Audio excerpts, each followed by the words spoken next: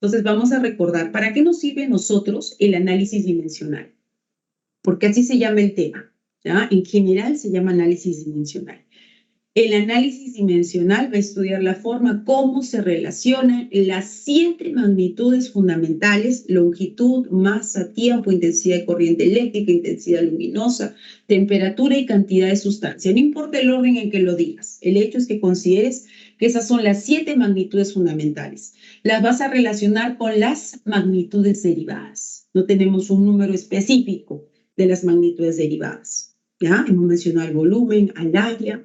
¿Qué más? Al peso, hemos mencionado a la velocidad, a la aceleración, etc. Aplicando a una ecuación física permite evaluar si la ecuación es dimensionalmente correcta, o sea, homogénea. Nosotros, por ejemplo, cuando hablamos de objetivos y fines que tiene el análisis dimensional, porque el alumno siempre pregunta, ¿y a mí por qué me van a enseñar análisis dimensional? Por ejemplo, fuera que tiene la principal función, que es expresar las magnitudes derivadas en función de las magnitudes fundamentales, también a través del uso de este análisis dimensional podemos determinar las unidades de medida en el sistema internacional. Si yo te doy, por ejemplo, la ecuación dimensional de lo que es, vamos a poner un ejemplo, la densidad, ¿no? ml a la menos 3. Entonces, conociendo la ecuación dimensional, yo ya sé que la unidad de medida de la densidad son kilogramos por metros cúbicos, ¿no? Conociendo la ecuación dimensional, vuelvo a repetir, de la densidad m por L a la menos 3, yo ya sé que eso es igual a kilogramo por metro cúbico. ¿De dónde lo ha sacado, profesora? De la ecuación dimensional, ¿no? Y hay muchos que recurrimos al análisis dimensional para obtener las unidades de medida, porque yo tampoco me las tengo acá toditas, obviamente, ¿ya? Entonces, ese es un buen recurso. Otro recurso, para nosotros en física, usar análisis dimensional me va a ayudar a poder comprobar la veracidad de las fórmulas físicas mediante el principio de homogeneidad dimensional. Por ahí me preguntaban, profesora, ¿qué es el principio de homogeneidad dimensional? Te dejo con una pregunta, ¿ya? Te dejo con una pregunta que te la voy a responder luego. Yo, por ejemplo, ahorita le pregunto a un alumno, ¿no? Le pregunto a cualquier alumno que está presente acá, puede ser Mayra, puede ser Janet, Juan Fabricio Locutipa, Héctor, les pregunto, a ver, ¿alguno de ustedes podría sumarme 5 metros más 2 kilogramos? ¿Alguno en el aula me puede sumar 5 metros más 2 kilogramos? Nadie. Ni el más genio, ¿verdad? Por decirlo así, es que no se puede, ¿no? No se trata tan solo de a ver si es que nosotros podríamos o no, simplemente que no está dado, es imposible. ¿Por qué? Porque son unidades de medida que pertenecen, ¿no?, a diferentes magnitudes físicas. Tenemos longitud y tenemos masa, ¿ya? Entonces no podemos hacer eso. ¿Eso tendrá que ver con el principio de homogeneidad? Por supuesto que sí. Tiene mucha relación con el principio de homogeneidad, ¿ya? Vamos a responder luego. Determinar fórmulas físicas empíricas a partir de datos experimentales o de observaciones. Por ejemplo, por ahí hay un alumno muy suspicaz y me dice, profesora, tengo podríamos decirlo así, un problema, ¿no? El profesor tanto me ha dicho de que yo tengo que crear una fórmula, ¿no? O proponer una fórmula para poder encontrar en este ejercicio en específico, con estos datos, ¿no?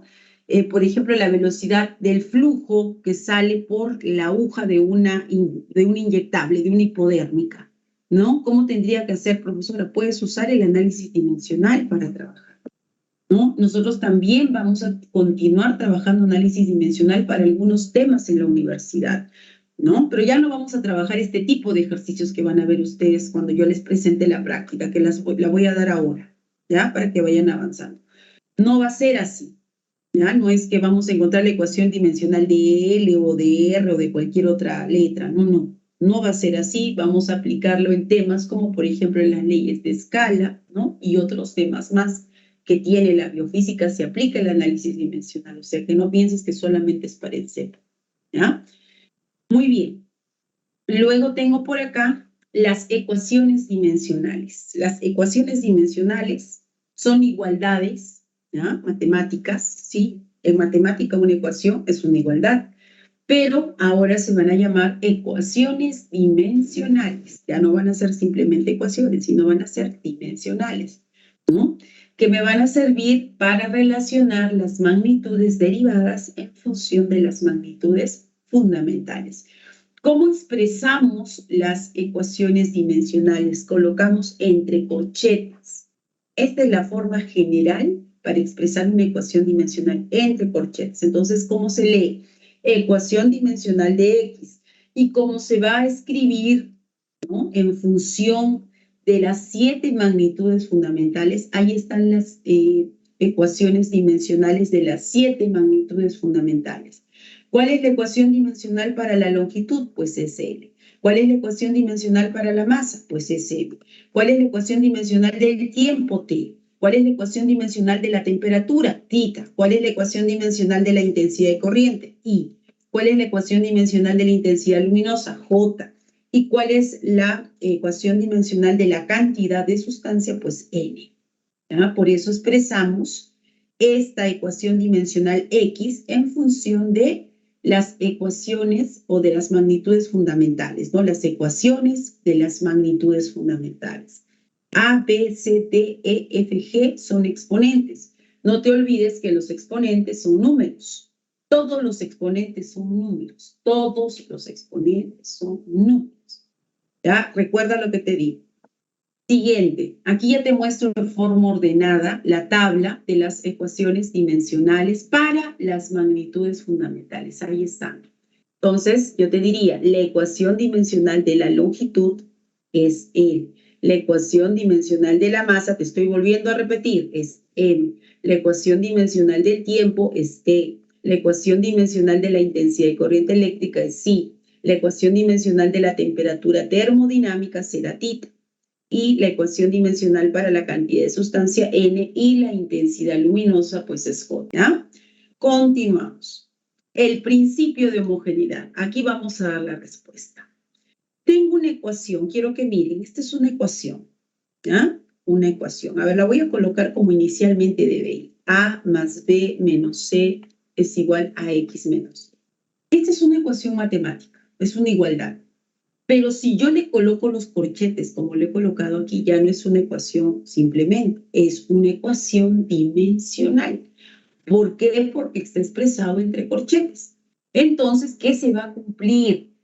Asumimos nosotros que todos los términos de esa ecuación son iguales, son dimensionalmente iguales.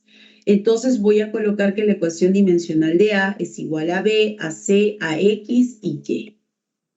Ese es el principio de homogeneidad y eso es lo que vamos a trabajar con ustedes. ¿Ya? El principio de homogeneidad. Todos los términos que conforman esta ecuación pues son dimensionalmente iguales. Dimensionalmente iguales. Por eso estamos mencionando el corchete.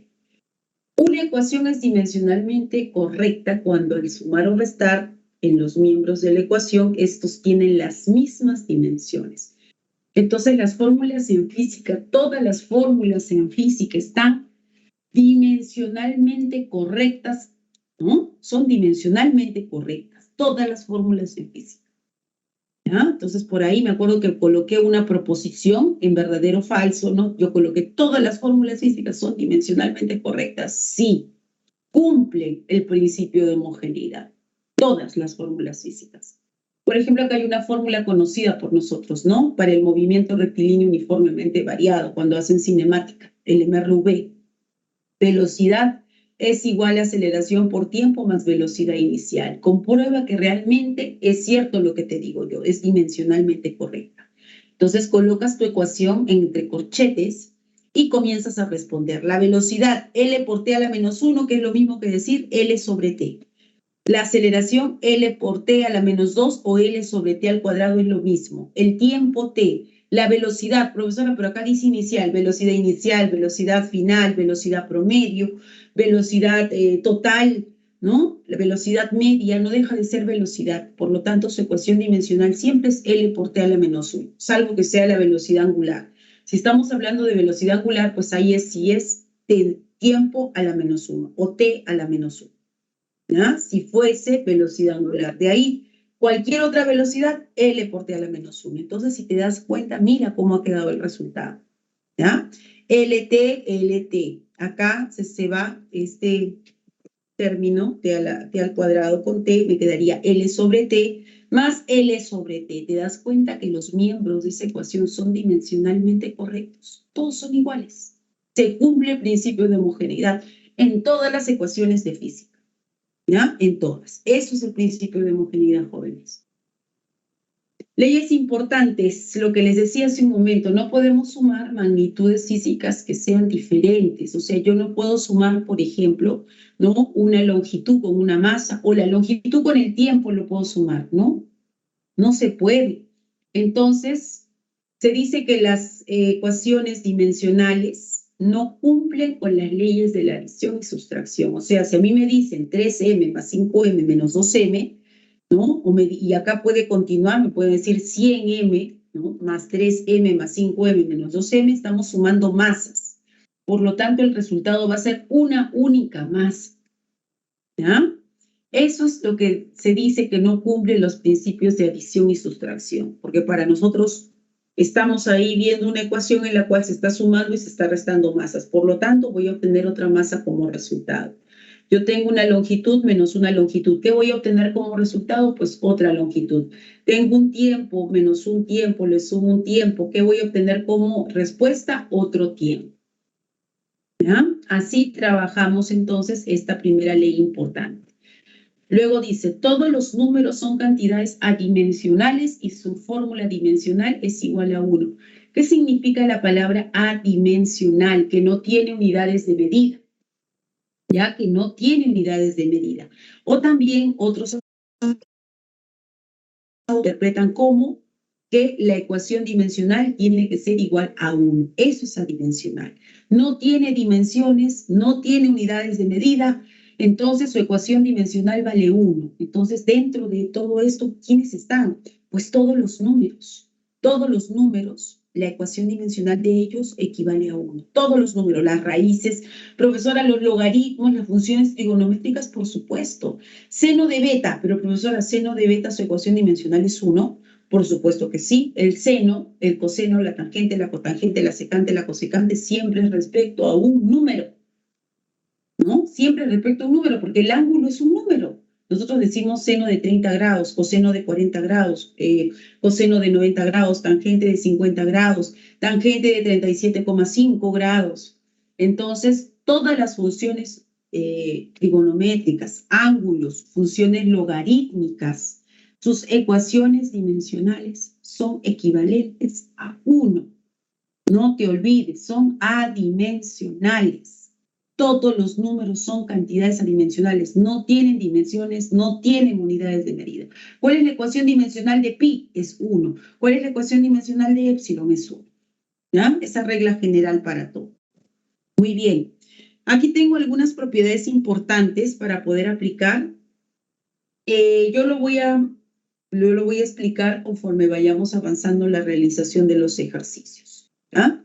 Es más que todo la ubicación de cómo colocar esos famosos corchetes, ¿no? Que me denotan la ecuación dimensional. Acá coloco corchetes, ecuación dimensional de X, coloco ecuación dimensional de A, ecuación dimensional de B. Yo también lo puedo colocar así, todo en un solo corchete, ¿no? También está permitido, ¿ya? Profesora, y ahora cuando tenga, por ejemplo, una potencia, ¿no? Normal, colocas el corchete, si quieres el exponente fuera del corchete o si quieres dentro del corchete, da lo mismo. Lo mismo con la raíz, ¿ya? Si quieres colocarle el corchete para denotar ecuación dimensional, en este caso de raíz enésima de A, normal, lo haces fuera, o si quieres lo haces dentro de la raíz, no pasa nada con el exponente, ¿ya? Lo mismo acá, A seno de 30, lo mismo. Colocas dentro del corchete, colocas fuera del corchete. Yo lo voy a hacer de ambas formas. Y por último está la aplicación en las fórmulas empíricas.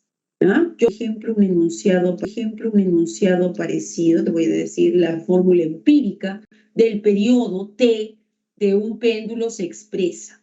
Entonces nosotros somos los que vamos a ir formando la ecuación. Colocamos T, se expresa en su longitud y la aceleración de la gravedad, siendo la constante de proporcionalidad 2. Toda fórmula empírica tiene una constante de proporcionalidad, que es un número, ¿ya? Es adimensional, es un número. Entonces, así colocamos esta fórmula que me va a permitir, como dice ahí, la parte teórica, la fórmula empírica me va a permitir poder encontrar, ¿no?, una fórmula dimensional de una magnitud nueva en función de las fórmulas o magnitudes dimensionales ya conocidas. Esa es una fórmula. Yo lo voy a hacer también en un ejemplito, ¿ya? Muy bien.